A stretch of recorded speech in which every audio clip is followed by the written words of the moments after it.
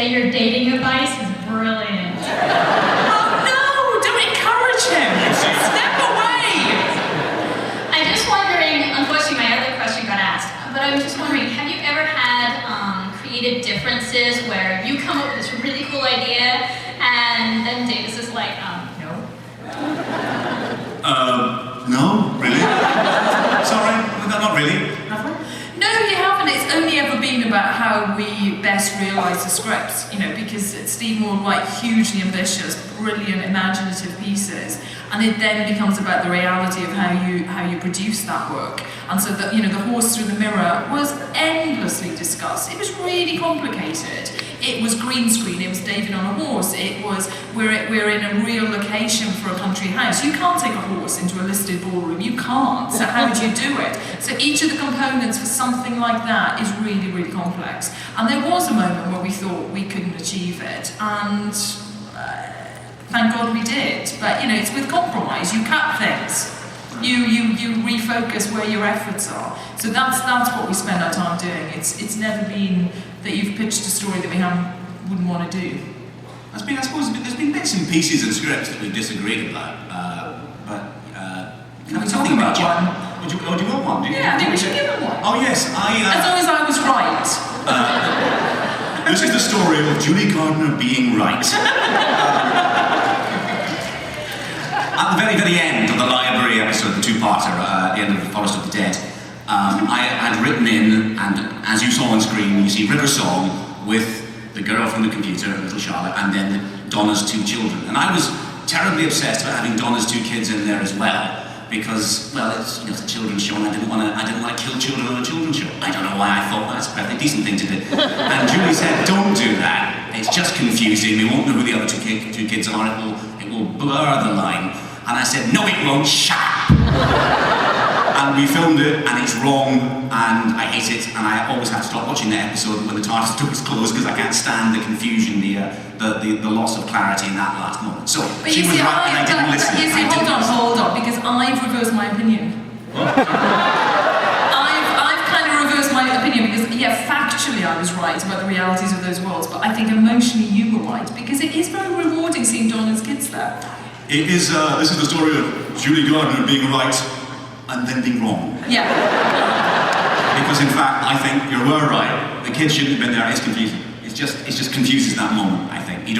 Those kids don't have enough of an impact for you to really care about seeing them again. And I think what you're seeing now, this is how we talk about the scripts. These are, you know, this is the language of the script meetings, and you know, you turn the pages. So wake up, sorry. When you look back at the series, is there anything where visually or effects-wise you didn't quite realize something that you'd like to go back and have done another shot at it? You kind of always want to do everything you get in a way, but no, I think I stand by it. You stand by the work, and you know that everyone is working flat out with so much love and effort, and you know that you should as a producer of a show, like any show, you should have limits to your budget and your schedule because it makes you better. You know, if we could do 20 million CG shots in an episode, that would be the wrong thing to do. But it's, you know, you need a balance, you need parameters. Terrific. Do you want to take a question? This is a little mean-spirited, but Stop! Who's your least favorite of the 10 Doctors? Oh, come on! I don't understand the question.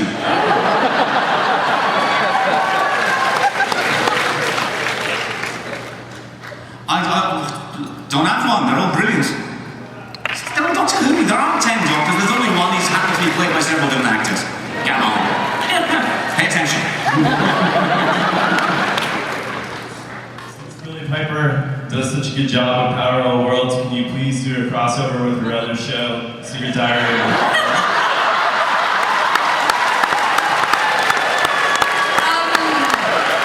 Surely that's torturous.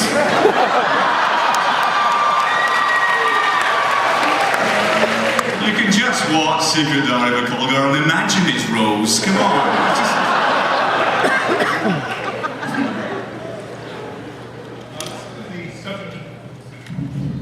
It's been subject to debate between my friends and I, when River Song is introduced, she basically walks up to the doctor and says, "Hi, sweetie," he doesn't say a word. Is she recognizing the essence of the Doctor or David Tennant's Doctor? The essence of the Doctor, where are you going with that? It would appear it's deliberately ambiguous, but she, in my head, she has met the David Tennant Doctor before. But that's not the only Doctor she's met. Spoiler! That's 45 of them out there. Hi.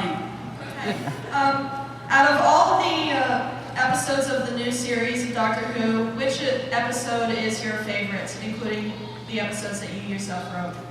Ooh, ouch. Oh God. Favorite episode? Do you know the one I watched the most often, the one that gave me the biggest, I genuinely like them all, but the one that I watched the most often because I thought it was just so exciting was the Christmas Invasion. I mean, it's not the most complicated or anything, but just being forced to wait all that time for a new Doctor, and then he comes out and he's so fantastic. So probably the one I've watched most often, which is some sort of judge of something, is probably the Christmas Invasion. I absolutely adored that. Loved it. I don't have a single one because it changes all the time. It changes about what mood you're in and how you feel on a particular day. But I think the ones that surprised me was Utopia, actually. For me, that was quite a kind of traditional Doctor Who story, but the kind of the promise of Derek Jacobi's master becoming something else, and that running into episode 12 and 13. I love it when we start to build momentum going to the end of the series. Something kind of kicks in. It's an adrenaline rush.